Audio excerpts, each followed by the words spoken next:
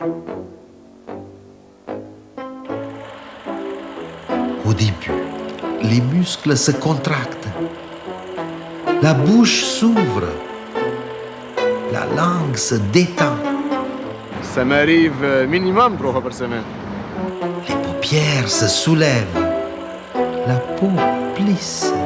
Ça m'est arrivé quand je me suis mariée, à l'église. Les narines frémissent. Ça m'arrive de temps en temps, tu sais. Les joues se gonflent lentement. Ça m'est arrivé hier. Quelle sensation!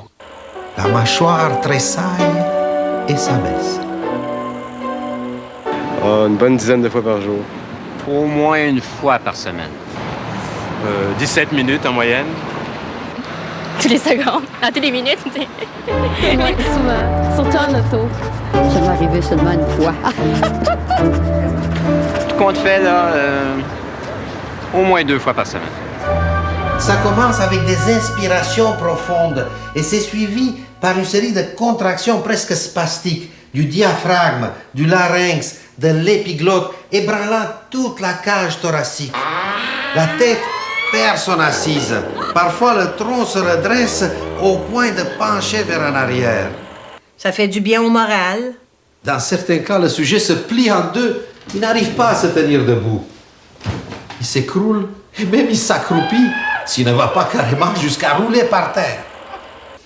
C'est lors d'une conférence sur l'art aztèque. Il y a, évidemment, risque de contagion. C'est un sujet grave. Et la propagation des effets chez les autres sujets est presque instantanée. Organisez-la mortuaire, c'est plus fort que moi. Voilà une brève explication physiologique de cet étrange phénomène que nous appelons communément le rire.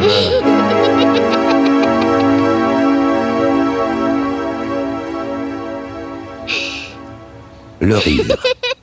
Phénomène complexe. Propre à l'homme. Le rire omniprésent et multiforme. Accidentel ou fortuit. Délibéré ou programmé. Le rire qui nous échappe, nous surprend, nous libère. Le rire, parfois incontrôlable, toujours insondable ou insaisissable. Mais hélas, souvent indéfinissable. La définition du rire. Le rire, c'est... Je sais pas. La définition du rire? Je sais pas.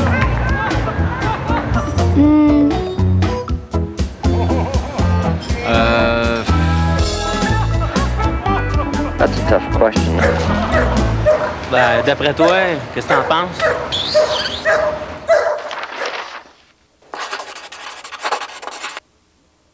Le rire est un procédé de l'émetteur provoquant chez le récepteur un changement psychologique soudain. J'ai déjà lu quelque part qu'en fait, le rire, c'est quand on reconnaît la bêtise chez l'autre. Grâce à une temporalité dont l'artiste possède le pouvoir. Mais surtout, de constater qu'on y a échappé soi-même.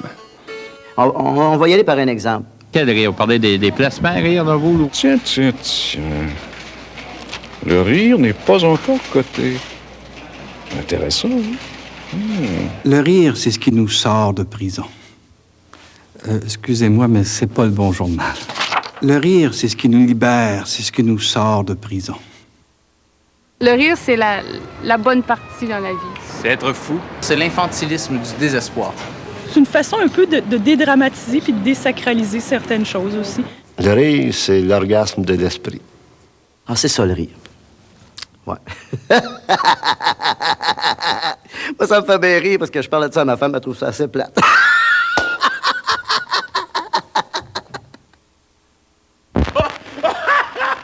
Le rire, c'est ça.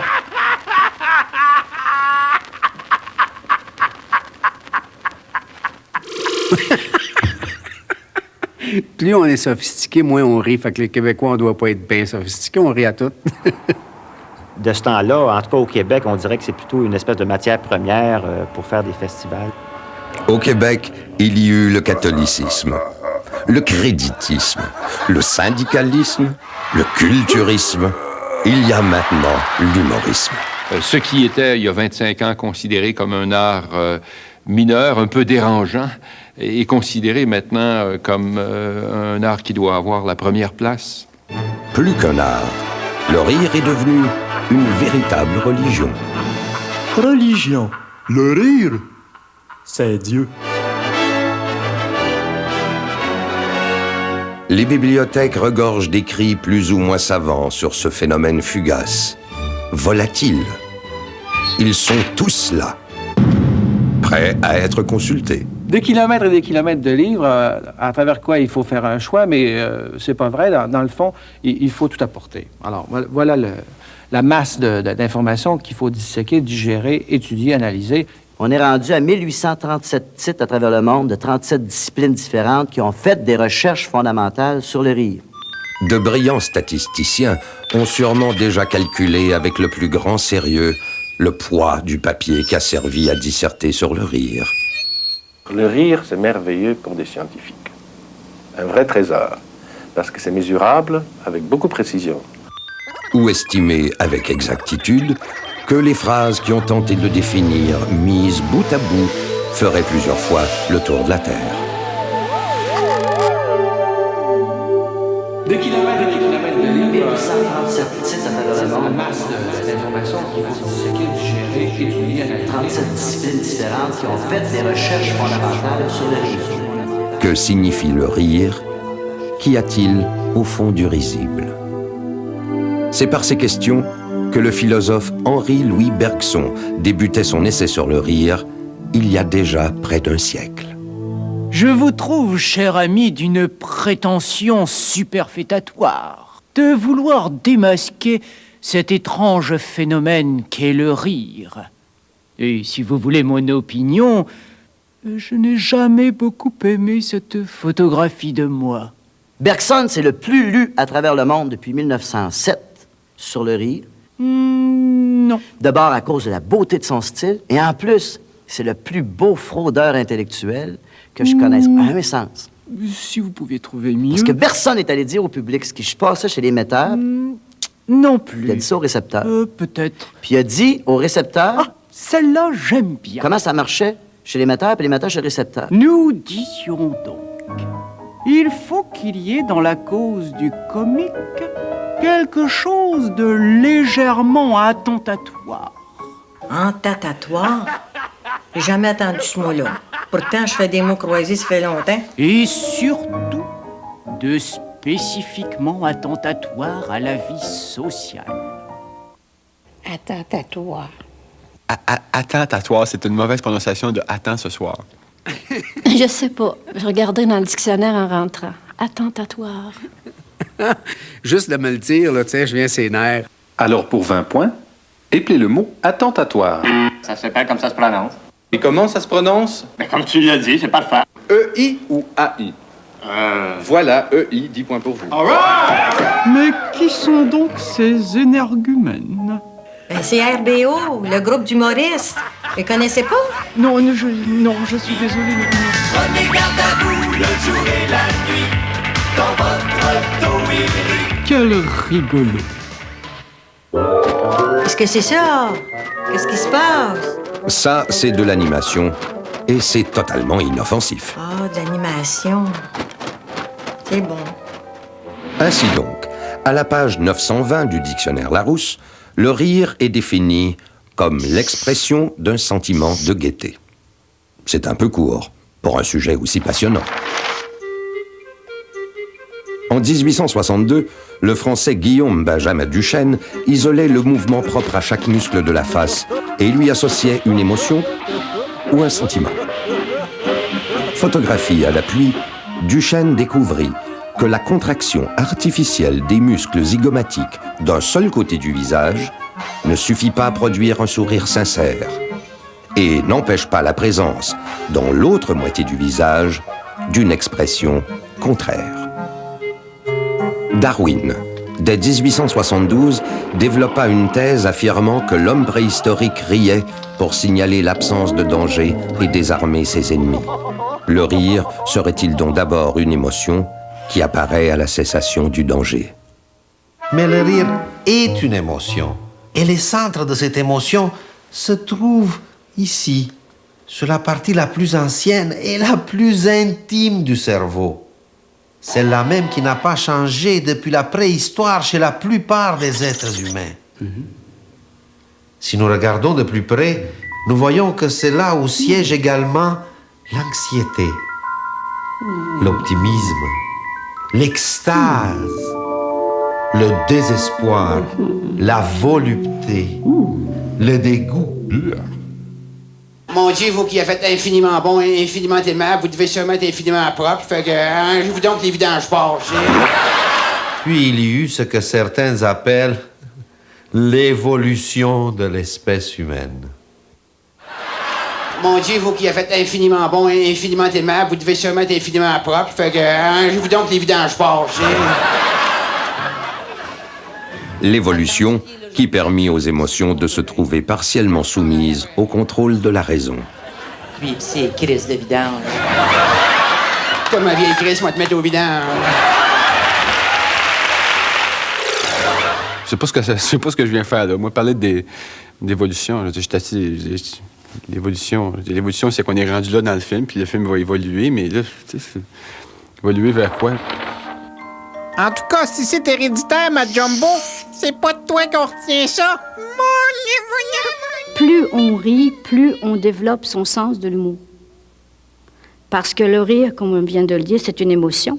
À la naissance, on a ça, on a le rire. Ça dépend si c'est un cas de siège ou non. Dans un cas de siège, habituellement, les bébés rient pas beaucoup, encore moins la mère. Quelqu'un qui ne rit jamais peut devenir dépressif rapidement et peut devenir aussi une personnalité noire. Quelqu'un qui n'est pas capable de rire, mais pas du tout, c'est quelqu'un de dangereux. Mais l'humour, on ne l'a pas, il faut le développer. Alors plus on rit, plus on développe notre sens de l'humour. Il faut un don. Il y a des gens qui ne seront jamais capables. Ils n'ont pas ça dans le système et quand même, ils essaieraient pendant une vie de temps et ils n'y parviendront pas. Oui. C'est dans les gènes. Je dis ça parce que c'est ça qu'on dit quand on ne sait pas. On dit c'est dans les gènes. Je crois que ça te vient en naissant. Et tu l'as ou tu l'as pas. Puis ça peut prendre de l'ampleur si on le cultive. Ah, ça se cultive. Comme des navets. Mais si ça se cultive, ça doit être culturel d'abord. Ça se transmet, je pense. Culturellement, il y a des choses qui font qu'on va rire. C'est la culture qui va se transmettre, qui va faire qu'on va rire. C'est très intelligent, cet enfant-là!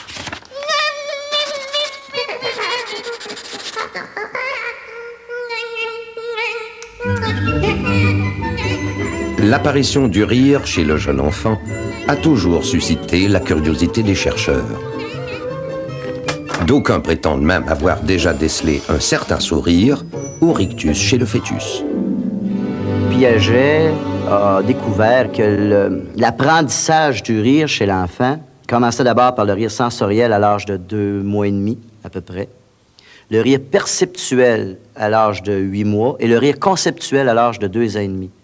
Et tout être humain passe par cette évolution-là. Ce n'est cependant pas avant la 4e semaine que le premier vrai sourire communicatif apparaît.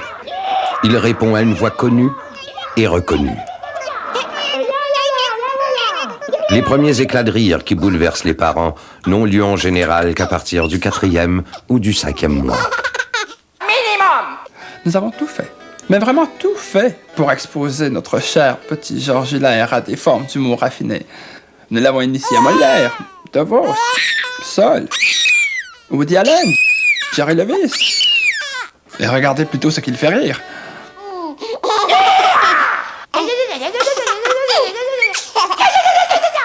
Les premières choses qui les font rire, c'est le jeu tout bête du coucou. Coucou, coucou, coucou. C'est un rire perceptuel. Et tu sais que pour l'enfant de 8 mois, si tu te caches pour le coucou, pour lui, c'est comme si tu disparaissais. Totalement. Pour lui, tu es ou tu n'es pas. Alors, c'est son angoisse que l'objet va disparaître et en le voyant réapparaître, il éclate de rire. prends ton enfant, tu le lances dans les airs. C'est la sensation qu'il a de partir. Et puis celle de se retrouver dans tes bras en sécurité quand tu le rattrapes. Après l'angoisse, il y a le soulagement et le rire éclate à ce moment-là. Dans le rire sensoriel, tu as le chatouillement, par exemple. Hein, quand tu chatouilles un enfant, tu sais que l'art de chatouiller un enfant est le même art que de faire rire un public. Et dans les rires conceptuels, tu peux aller de la simple surprise à l'esprit d'un jeu de mots enfantin. Ou aller jusqu'à l'ironie. Il y a une immense variété. Alors, quand tu le regardes d'un point de vue génétique comme ça, tu vois la croissance d'un individu puis sa progression dans la société en même temps. Ce qui arrive avec l'adulte, c'est qu'il perd cette capacité de rire, justement, en prenant son habit de monsieur, de madame, en devenant sérieux. Il perd toute cette capacité d'être enjoué puis de s'amuser et de laisser éclater le rire, tout simplement.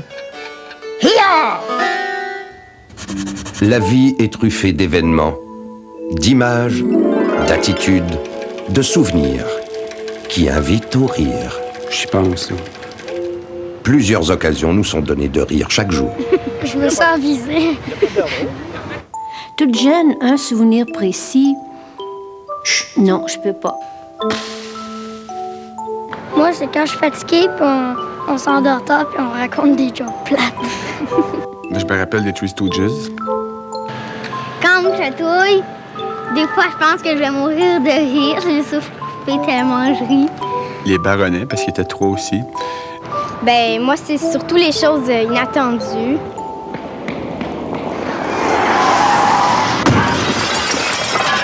Si je fais pas mal, puis lui, il rit, je vais rire aussi. La fois que Bobinette avait mis de l'acide dans le café de Bobino. Quand mon père met du jus d'orange dans son café. Chez nous, ça riait beaucoup. On riait tous de ma mère.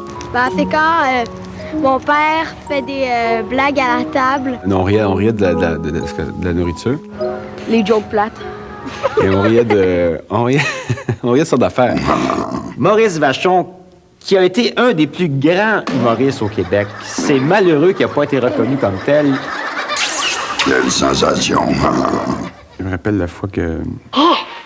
Tu peux pas savoir, je suis déprimé. Plus rien ne compte pour moi. Des fois, quand j'ai de la peine, ma mère ou quelqu'un d'autre, ben, ils me font rire, puis après ça, j'oublie ma peine. Il rigole, plus il rigole. Plus il rigole, plus la tuyauterie. La première chose qui m'a fait rire beaucoup, c'est pas la première chose, c'est la première personne. Chers vous autres, comment allez-vous? J'espère que tout va bien à la maison. Ah oui, tout marche comme un moine. Ah oui, il n'y a rien que mes bas qui sont passés comme une passoire, puis ma queue de chemise que j'ai l'air d'avoir shiné le poil avec. À part ça va correct. En numéro 1. Ah, ça m'avait marqué beaucoup, beaucoup. Mais là, ça m'a fait comprendre, pour la première fois, qu'on pouvait faire rire sans être comique. Il existe un très grand nombre de variations secondaires de rire qui reflètent souvent des différences très profondes sur le plan psychique. Les psychologues ont d'ailleurs recensé et compilé 187 types de rire. Parmi les plus connus, mentionnons le rire gras, Le rire de l'actrice. le rire d'Yvon Deschamps, Yvon Deschamps, son rire, lui, il est très sonore et puis ça fait partie de sa vie. Quand il parle, il rit. Il m'a dit, un tel, après tout, qu'est-ce qu'il fait? C'est juste drôle. Mais juste drôle, essaye d'être juste drôle. Juste drôle, ça se peut pas. Drôle, c'est déjà extraordinaire. Alors, juste drôle, ça n'existe pas. Il faudrait l'entendre, par exemple, parler puis de couper tous les rires. Je vais vous dire un affaire déjà extraordinaire. Drôle, ça se peut pas. Alors, ça n'existe pas. Il y a une phrase finie, on fait un point. Lui, son point, c'est un éclat de rire. Quand je me mets à rire, ça veut dire, allez pas plus loin que ça, là. C'est... OK. On rit jaune pour donner le change. On rit pour dissimuler un accès de timidité ou un état dépressif. On rit pour dérider, pour faire plaisir ou pour tenter de séduire. Bien sûr. On rit soit en A, soit en I, soit en O, soit en U, soit en E. Et chaque voyelle a une résonance au niveau corporel. Alors, soit que vous restez dans cette position-là, soit que vous vous tournez et vous regardez quelque chose. Coucou. Pour certains, le rire est une profession. Pour d'autres, une thérapie. Ils se retrouvent en groupe pour apprendre à mieux rire, seuls. Allez-y! Lorsqu'on est en groupe, c'est très facile de rire parce qu'il y a des rires communicateurs. Mais lorsque je me retrouve toute seule à la maison, c'est pas la même chose. Ah, ben là, c'est plutôt triste. Je ris peut-être pas plus qu'avant, mais je ris peut-être mieux, finalement. Alors moi, mon but, c'est de leur démontrer comment eux, ils peuvent pratiquer par eux-mêmes, justement, le rire. Maintenant, je veux vraiment le rire, puis prendre du temps pour rire tous les jours. Moi, sur ma cassette, je le recommande 3 minutes de rire par jour. 2 minutes? 3 minutes. Seul. Le rire a même engendré l'AA. Je suis André Deschenaux, président de l'Association de l'humour appliqué, AA.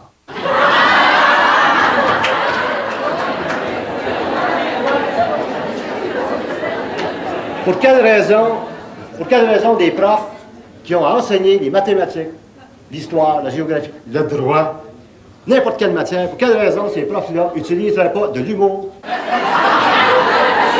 Une question niaiseuse. Préférez-vous un couple dans lequel il y a de l'humour? Levez dans la main les gens qui ont mis un couple dans lequel il y a de l'humour. J'amène les gens à regarder un film silencieux. C'est un film de Charlie, un film de Chaplin. Et ce film-là permet aux gens de voir au-delà du rire que ça provoque toutes les attitudes du bonhomme face à l'autorité, face au règlement, face à la vie en général. La capacité d'être capable d'en rire. Hey, coudonc, vous êtes sûr que vous avez la bonne image, là? Bonjour, mon nom c'est Charlie McKenzie, je suis l'ancien-chef de Patrie Rhinocéros. On peut se servir du rire pour se lancer en politique nationale et pourquoi pas pour se tailler une carrière internationale. Maintenant, je suis directeur général d'un projet de l'UNESCO sur le rire mondial. Ce projet-là, c'est une étude sur les applications de l'humour dans la santé, éducation, socio-économique et culturelle. Il y en a 170 pays au monde, puis nous autres, on est maintenant en train de faire une étude sur l'humour dans chaque pays du monde. On paye beaucoup de politiciens pour nous faire rire. Ils sont drôles, ceux-là, ils sont drôles. Moi, puis une grosse gang. Ils rigolent. Ils ont toujours la fourchette sceptique. Les gens aiment les humoristes. Donc, les humoristes, à travers ce qu'ils peuvent dire ou ce qu'ils vont véhiculer, vont avoir un pouvoir énorme sur les gens, je pense. Ah oui, le rire a beaucoup de pouvoir. Premièrement, ça désamorce n'importe quoi. Ça a un danger, par exemple, c'est que ça désamorce n'importe quoi. Ben, le rire, il est dangereux, ça dépend de qui tu ris. C'est dangereux aussi parce qu'il y en a qui peuvent mourir de rire. Il y en a un qui est mort il y a à peu près 4 ans en regardant le comédien John Cleese. C'était son comédien préféré, il est allé le voir, puis il en est mort. C'est quand même juste les comiques qui ont ça, cet avantage-là de faire mal au monde. Parce que c'est physique, hein, je ne sais plus combien de muscles ça... Le rire fait travailler un grand nombre de muscles, depuis les petits muscles du visage jusqu'à la musculature abdominale et à celle des membres. Un rieur, même occasionnel, pourrait tirer certains bénéfices de telles réactions. Bénéfice, hein? Dans le sens de... Big bucks? Dans le sens de bienfaits. Un chercheur américain, le docteur William F. Fry, est arrivé à cette étonnante équation.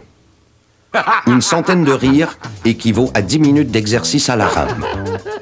Peu importe le genre de navire ou les conditions maritimes.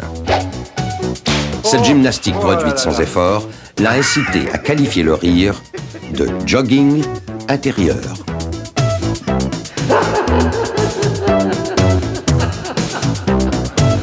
La sensation d'amollissement provoquée par un rire à gorge déployée explique l'abandon de la tension musculaire en général, le relâchement des sphincters, avec ce qui s'ensuit.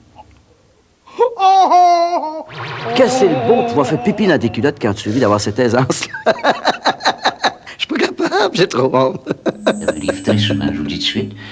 Très, très souvent même, que je suis surpris moi-même des fois. Ça part tout seul. Quelle sensation! Les recherches cliniques ont démontré que le rire mobilise de nombreuses régions du cerveau et stimule la production de certaines substances relaxantes. Mais il y a des recherches qui ont été faites, qui sont plus récentes, qui ont été faites à l'université du UCLA. C'est une équipe de chercheurs internationaux. Puis ils ont voulu vérifier ce qu'il y a dans le sang, avant, pendant, puis après le rire. C'est là qu'ils ont découvert ce qui était intuitionné ou ce qui n'était pas certain concernant le facteur du système immunitaire qui est plus fort au moment où tu ris. Parce qu'il y a une augmentation de production de lymphocytes, puis de macrophages, puis de cellules NK. Des hommes de science prétendent avoir trouvé un produit miracle. L'endorphine. Une substance qui possède des propriétés analogues à l'héroïne ou la morphine. Elle a un effet anesthésiant qui diminue la réceptivité de l'organisme à la douleur. C'est une drogue naturelle, légale et surtout gratuite. C'est-tu merveilleux, ça, hein? La drogue gratis. Et en plus, on pourrait en produire à volonté simplement en riant. Parfaitement naturel, non taxable, facilement exportable. Si je les faisais payer pour ce que ça vaut, et tabarnouche, ce serait que...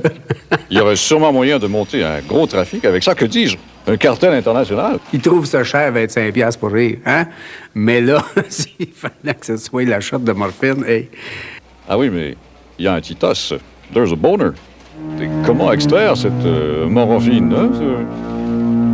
Il est facile de devenir réducteur et de penser qu'une seule chose, comme le rire par exemple, puisse avoir des vertus thérapeutiques à l'exclusion du reste, et que certaines personnes, un peu plus crédules, se sentent obligées de mettre tout leur œuf dans le même panier et de penser que simplement par le rire, elles vont pouvoir, par exemple, se guérir du cancer, par exemple, ou du sida. Plutôt que de croire que le capital santé, c'est seulement dans les assurances qu'on l'obtient, c'est de développer soi-même l'écoute du médecin intérieur. C'est-à-dire cette partie de nous qui a tout le temps envie de rire, de s'amuser et d'aller vers la santé. À date, j'ai très peu de succès avec les cas d'entorse lombaire. Mais par contre, j'ai guéri quelques névroses. J'ai vu des gens, moi, sortir étouffés, raides, là. Le potentiel thérapeutique du rire est également suggéré par sa capacité à augmenter l'oxygénation du corps. Mais ça, j'aime bien ça, rire, moi. Lorsqu'une personne rit, l'air pénètre plus facilement dans ses poumons. Les échanges respiratoires peuvent tripler et même quadrupler. Les microbes, eux autres aussi, rentrent 3 fois plus. Ah oui? Puis la pollution, quand t'es dans un club, qu'il y a bien de la boucane, puis que tu ris, t'attrapes-tu plus de microbes? Ah oui? Pourquoi? Parce que je ris puis je fume en même temps. Puis le cancer du poumon, à part de ça? Ben ça arrive que je m'étouffe, oui. Y a-tu pensé? Mais je savais pas que c'était dangereux. Pas vrai, ça. Finalement, qu'est-ce qui est le plus dangereux? C'est rire ou bien non fumer?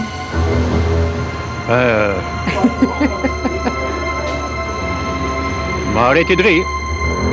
Oh ben non, un autre va me faire rire. Trop de gens croient que la santé, c'est renoncer à tous les plaisirs. Ils croient qu'être en bonne santé, c'est manger seulement végétarien, ne pas fumer. Alors, ils font de la santé une chose triste. Alors qu'avec le rire, on peut comprendre qu'on peut parfaitement bien avoir des petits excès de temps en temps, se faire plaisir, mais on peut aller vers cette recherche de l'équilibre personnel d'une façon joyeuse et agréable. Je peux dire que depuis que je suis toute jeune, que je ris constamment, je pense que c'est ça qui me fait engraisser. Tu as une augmentation de salive, facilite ta digestion. Ça, c'est tout un cadeau, le rire, tu sais. La gymnastique abdominale provoquée par le rire lui permet en effet d'être un des meilleurs moyens naturels de lutte contre la constipation. D'où le populaire dicton « avoir un air constipé » pour décrire quelqu'un qui n'a pas le rire facile. Le rire rend sympathique. Généralement. Moi, j'ai trouvé le bonheur quand j'ai connu le rire.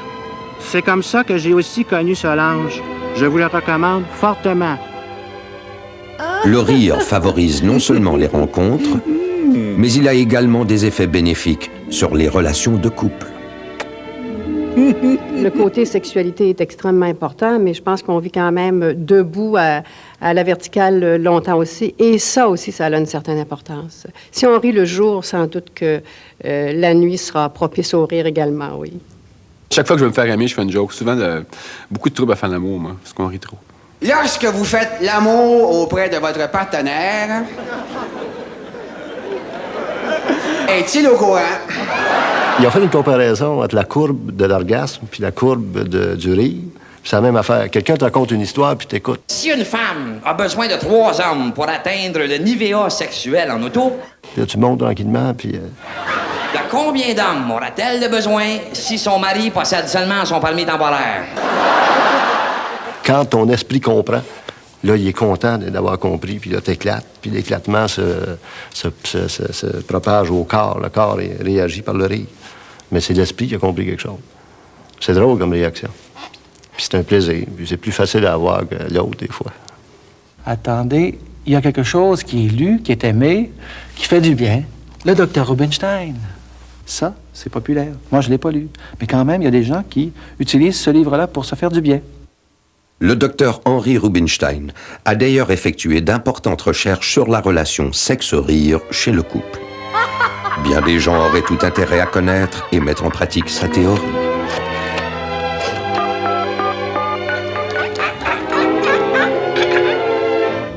Voyons, coudonc, c'est toujours occupé, ce numéro-là. Non, non, mon Rubies, ça va pas du tout. Ça fait 1 heure que j'essaie de t'expliquer. Try to comprehend. Je t'occupais. J'ai le monopole, I'm the monopoly, du rire. Alors, la ligne humour, c'est un service qu'on offre à nos abonnés. Il y a 10 catégories d'humour. Capiche? Mettons, c'est humour noir, c'est absurde, ou les blagues sur Drummondville, ou les citations célèbres. C'est simple. Et là, on en enregistre 10 de chacune des catégories. C'est des blagues de plus qu'on offre comme ça. Et hop. C'est du give and take. C'est ça. You give, I take. Il y a des journées où on peut avoir 4 000, 6 000. On a déjà eu un pic, je pense, à 8 000 appels par jour. Donc, on s'est dit, c'est probablement des jeunes qui nous appellent, ils se mettent en gang, puis là, ils doivent essayer toutes les blagues disponibles. Robert, je sens qu'une question de brûler les lèvres, mais fais-moi entendre une blague. Il n'y a pas de problème, passe-moi un téléphone. X, c'est du service à mon Robert. Écoute ça. Eh, pas pire, hein? Mais il a raccroché. Ça prend un schmuck. Selon Solange Lévesque, que je ne connais pas non plus, et je vais vous la citer, le rire qui salue le comique faux, n'émane pas spontanément de la compréhension d'une incongruité véritable. On va aller voir ce qu'il y a ailleurs. Il est fondamentalement politique. Quand t'as un projet, je sais pas, Le rire lubrifie la communication. J'ai pas dit le mot Pepsi, là. Écoutons ce consommateur... Mais c'est plus que du bon. Des annonces. Olympiques kamikazes. Diapositive de motocyclette à vendre. Il y a quelqu'un à la maison qui joue avec la télécommande et qui mélange le film. You call the shot, mon Bob. Donc, nous connaissons déjà un peu mieux le rire et ses effets sur le corps et l'âme. Mais savons-nous ce qui le provoque? Il est possible de provoquer le rire incontrôlé. Ça prend pas grand-chose de me faire rire. Les autres, ils me font rire. Le rire normal peut être provoqué par une infinie variété de stimuli naturels ou artificiels, accidentels ou délibérés. Et c'est le départ. Il va sauter. Et voilà, c'en est fait du lieutenant Kusuo Hirata. Continue à faire ce que tu fais là, ça me fait rire. Il y a peut-être juste la connerie humaine de temps en temps, moi en premier lieu, là, mais à part ça... Des choses vraiment imprévues. Le rire naît de l'effet de surprise, de l'inattendu, de l'insolite. De l'accident. À condition, bien sûr, que celui-ci ne soit pas tragique. Il y a toujours une victime et c'est rarement la victime qui rit.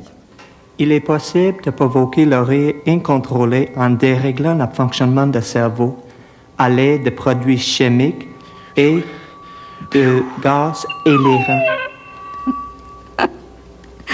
Moi, je me fais rire tout seul. Souvent, c'est les autres qui nous font rire. Les rapports humains. Pas dans le sens des rottes, là, je veux dire les rapports entre humains. Ça a rapport avec quelqu'un. Le stade olympique, ça me fait rire. Pas juste des objets. Il y a une personne en cause là-dedans. J'aime ça me moquer des autres personnes, mais j'aime pas ça quand ils se moquent de moi. Une gagne que de la tienne? Des jeux de mots. Hilarant, hilarant. Hilarant.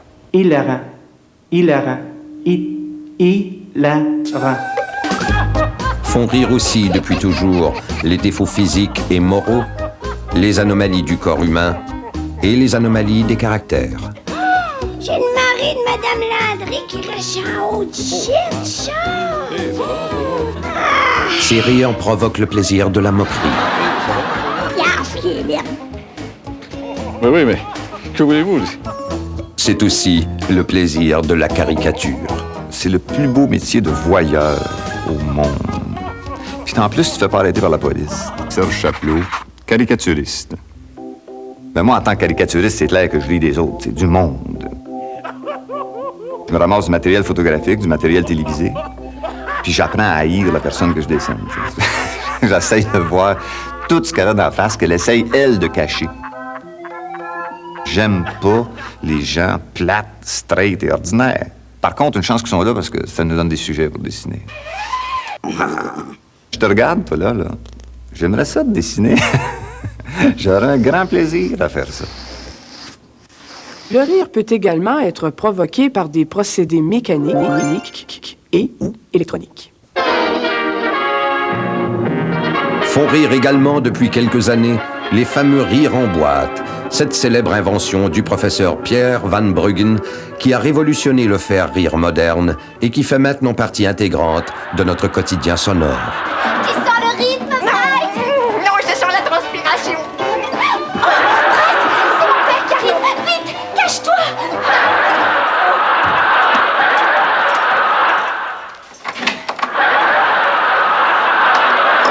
Bonjour, papa. Le stimuli. Naturel du rire peut être recréé, mis en scène. C'est ce que nous appelons le faire rire fabriqué, métier pratiqué par de nombreux professionnels. Il y a les jongleurs, les cascadeurs, les farceurs, les caricaturistes, les clowns, les stand-up comiques, les straight man, les gangman, les imitateurs d'imitateurs, les farceurs, les teintes sans rire, les auteurs, les scripteurs, les metteurs en scène et les réalisateurs, putain, les politiciens. C'est tout. Comment c'est tout? Les ventriloques, eux autres? En quantité qu'ils sont. Ce qui leur manque, c'est un bon syndicat, avec une belle cotisation à la source. Well. Je vais leur arranger ça. Hilarant.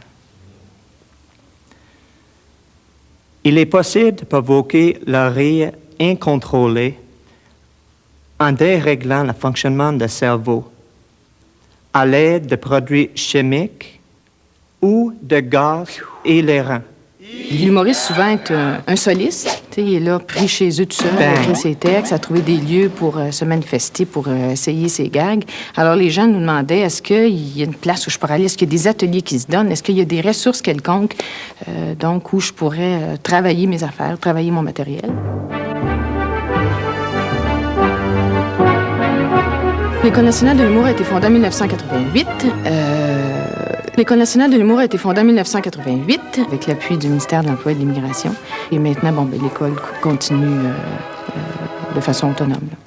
Le corps, sachant très bien quel est son rapport au sol, va être capable de descendre et utiliser de façon économique sa connaissance du sol. OK? C'est une très bonne question. J'aimerais ça que tu m'en reposes encore. L'humour, ça s'apprend. C'est évident. Le métier peut pas s'apprendre, mais... Évidemment, c'est comme pour n'importe quelle autre discipline, il faut avoir le talent de base. Disons qu'on est comique ou on ne l'est pas. Au début, il y avait des détracteurs. Les gens nous disaient, bon, c'est quoi l'humour, ça s'apprend pas. Comment peut-on apprendre à quelqu'un à être comique? Mais sauf qu'à l'école, par exemple, il y a la motivation qu'on trouve parce que Il y a quelqu'un qui nous encourage, il y a quelqu'un qui dit tu pourrais encore aller plus loin, puis tu pourrais. En plus, ça va plus vite. L'école, ça sert à trouver les chemins qui vont nous emmener où on veut aller plus rapidement que si on cherche tout seul chez nous. Ça systématise l'apprentissage. C'est pas plus sorcier que ça. L'école juste pour rire, là? Vous savez, c'est comme les navets. Hein. On plante des petites graines au printemps et on récolte des gros navets à l'automne. Eh bien, en cultivant le talent, je récolterai sûrement des navets, des humoristes, hein? Les faiseurs de rire, depuis l'Antiquité, ont étudié et mis au point des recettes pour perfectionner leur art. Plusieurs de ces recettes ont bien traversé les siècles. Certains ingrédients de base sont restés les mêmes. Il y a la banane, déjà fort appréciée chez nos lointains ancêtres. Mon Dieu, vous qui avez fait infiniment bon et infiniment aimable, vous devez sûrement être infiniment propre. Fait que, je vous donc les vidanges passent.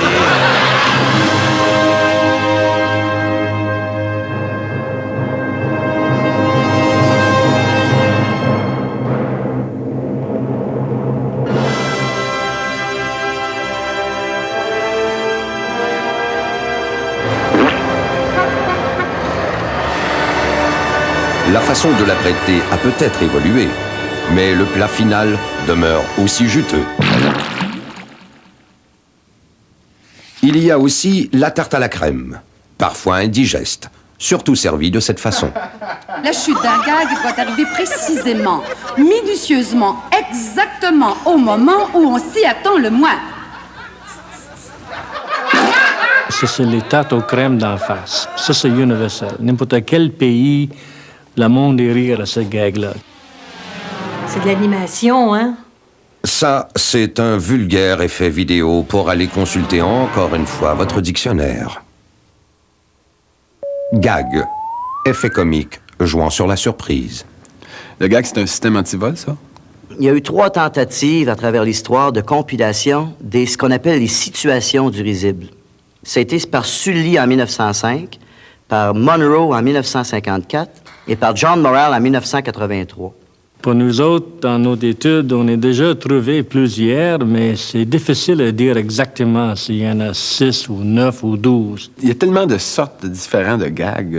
Il y a des gags auditifs et des gags visuels. On va demander à Gilles Latulippe, parce que lui, il a à peu près un casier de 800 gags. Là. Des gags, j'en ai plein dans mon ordinateur. Puis je les classe dans une banque de données. Puis à mon avis, ils descendent tous des 7 péchés capitaux. Donc je dirais que des gags, il y en a 7. Le plus gros gag, c'est la Bible. Hein? Il y a un autre anthropologue à San Francisco, il dit qu'il y en a 6. Professeur Avner Ziv à Tel Aviv dit qu'il y en a 9 blagues, 9 gags vraiment. Un des facteurs importants dans le comique, c'est la surprise. Morrell a défini 14 sortes de rires non humoristiques et 13 sortes de rires humoristiques. Moi, je pense qu'il y en a peut-être 7. Alors, s'il y avait uniquement 7 ou 8 blagues, comme certains le disent, je crois que l'humanité aurait arrêté de rire. Il y en a au contraire des millions, peut-être même des milliards. Tous ces gags-là sont dans l'air à quelque part. Et puis, nous autres, en tant qu'humoristes, tout ce qu'on a à faire, c'est d'essayer de les attraper, puis essayer d'en faire une collection. Donc voici, ce soir, on a la chance d'avoir parmi nous 2 humoristes animateurs, qui sont messieurs Rochette-Lamar. Ces 2 personnes-là se promènent à travers le Québec pendant toute l'année. Ils donnent environ 200 spectacles par année. Dans la tradition de Guimond et Grimaldi quand il faisait le tour du Québec. Et on a même fait des places où les derniers qui avaient passé, c'était Guimond et Grimaldi. Un chercheur pourrait même se métamorphoser en humoriste pour saisir l'âme collective du peuple québécois et la retraduire dans une thèse universitaire. Hey, Mitsou! Moi, je me sers du rire comme laboratoire de validation simplement pour enrichir mes recherches. Bullshit! Eh bien, moi, je me servirais du rire pour m'enrichir tout court. Ce chercheur humoriste a un grand rêve. Publier un dictionnaire lexicologique qui deviendrait en quelque sorte la Bible des termes du métier. Va dans n'importe quel dictionnaire et tu n'auras pas un sens satisfaisant. Qu'est-ce que le terme cabotiné au terme du métier? Si je te dis tu tires la couverte, si je te dis l'état de jeu, l'état de grâce, Et à chaque fois que dans un livre que je lis ou dans un comédien qui me dit des phrases, je prends la peine de noter ça sur mon ordinateur en fonction du mot. Alors, j'ai tout un lexique déjà de commencer. J'aimerais rappeler à ce jeune prétentieux que cet ouvrage existe. Il y trouvera probablement toutes les réponses à ces questions. Toutes, sauf peut-être celles qui concernent le timing, dont j'ai malheureusement oublié de parler. Le timing, c'est rien de secret, ça, là. C'est la respiration. C'est dans le rythme. Puis avec le son aussi, pas juste le rythme, le son avec. Mais le timing dans l'humour, c'est comme la musique de l'humour.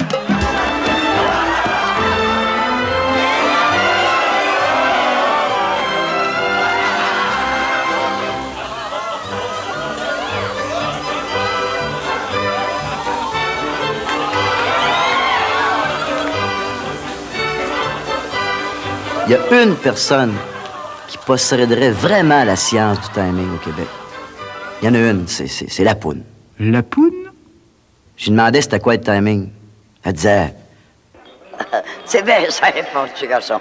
Le timing, c'est comme tu dirais... Madame Ouellette, c'est quoi le timing, Mme Ouellette? Ben, pauvre petit gars, le timing, c'est le timing. Elle disait, mon chien... Le timing, c'est le timing. J'ai jamais rien su d'autre chose. C'était ça, sa science. Il y avait une phrase.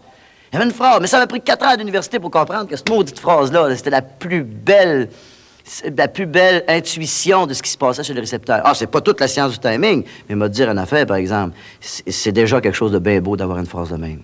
Le timing, il faut pas que tu dormes dessus. Le timing, c'est 46 minutes, 36 secondes, 37. Une découverte inédite, un film tourné par une équipe de cinéastes français venus découvrir, comme les Belugas dans la vallée du Saint-Laurent, le phénomène du rire au Québec. Alors, dans la série Les rires du monde, le film Rire du Québec. Ébloui par les luminescences vaporeuses des aurores boréales, arpentant ce vaste territoire à l'ombre des gratte-ciels chimériques de l'Amérique, ces braves cousins francophones d'outre-mer sont parmi les gens les plus rieurs de la Terre. Oui, nous avons pu constater, en parcourant cette vaste contrée, que chaque village, chaque ville, chaque quartier et chaque famille a son humoriste attitré et admiré, simple badaud, saltimbanque ou star d'un soir. Mais quelle est au juste la véritable cause de cet engouement phénoménal pour le rire au Québec? Est-ce une caractéristique héréditaire? Un mal génétique? Est-il tout simplement dû à une bonne nature portée à la jovialité? Est-ce à cause du trop long hiver? À cause de l'éternelle crise d'identité nationale? Vive le Québec! Ils l'ont pas pogné. Vive le Québec libre!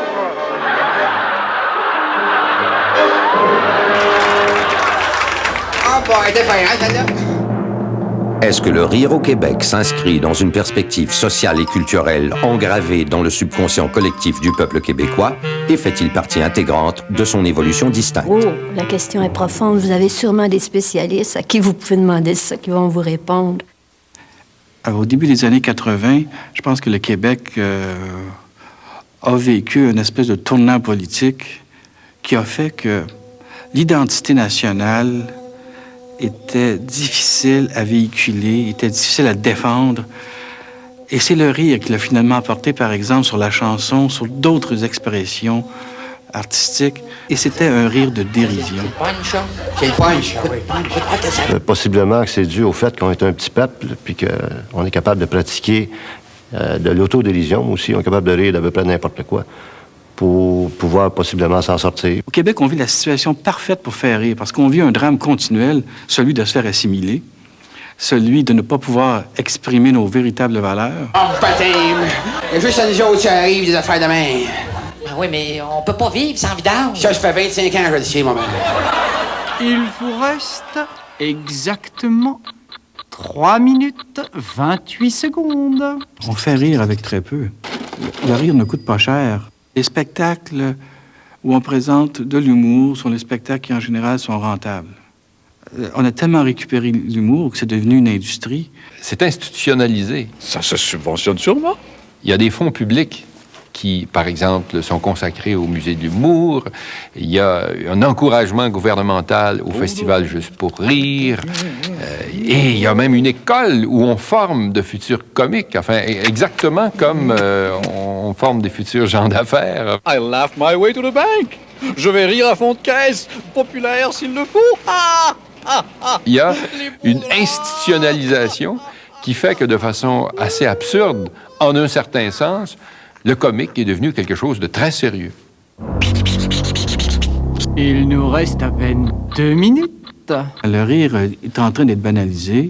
Le jour où on en fait un objet rentable, on a tendance à niveler et à uniformiser tout ça, d'avoir des comportements stéréotypés, ce qui va donner fatalement des humoristes qui vont se ressembler de plus en plus. Se nourrir uniquement de dessert, je pense que c'est dangereux. Et puis les gens auront peut-être des hauts le cœur bientôt à ce niveau-là. Plus que 40 secondes. Trop tôt, ta question. Le rire, c'est la survie. C'est la libération, c'est la liberté. C'est le propre de l'homme. C'est un outil de séduction. Le rire, c'est la vie. C'est un genre de décrochage. C'est aussi un relâchement de tension. C'est quelque chose qui nous protège des autres. C'est une libération, c'est un exutoire. C'est ce qui nous sort de prison. À peine 18 secondes. Je vais maintenant vous donner une définition très courte. Qu'est-ce que le rire? Le rire est un procédé de l'émetteur provoquant chez le récepteur. Plus que 8 secondes. 4, 3, 2, 1, 0. Et même si vous aviez toute une vie, vous n'y arriveriez point. D'ailleurs, je vous ai prévenu, le rire est insaisissable, comme une anguille. Il nous glisse entre les doigts quand on pense le tenir.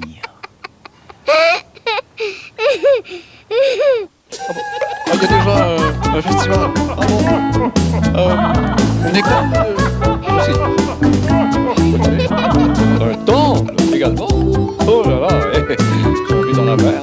Avez-vous pensé à un syndicat? C'est déjà en marche. Bon. Et un réseau international de substances morphine, là, vous savez, là. Écoutez, une traversée du fleuve, une course de poche de patates en riz, de poutine de riz, un bazar, un bingo, la course de poche de patates. Ils m'ont raccroché au nez. C'est chaud qu'ils ont pris.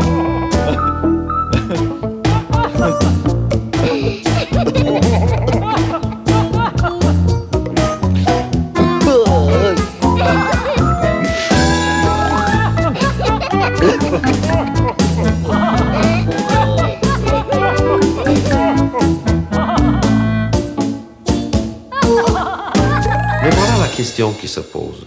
La rate se dilate-t-elle, oui ou non?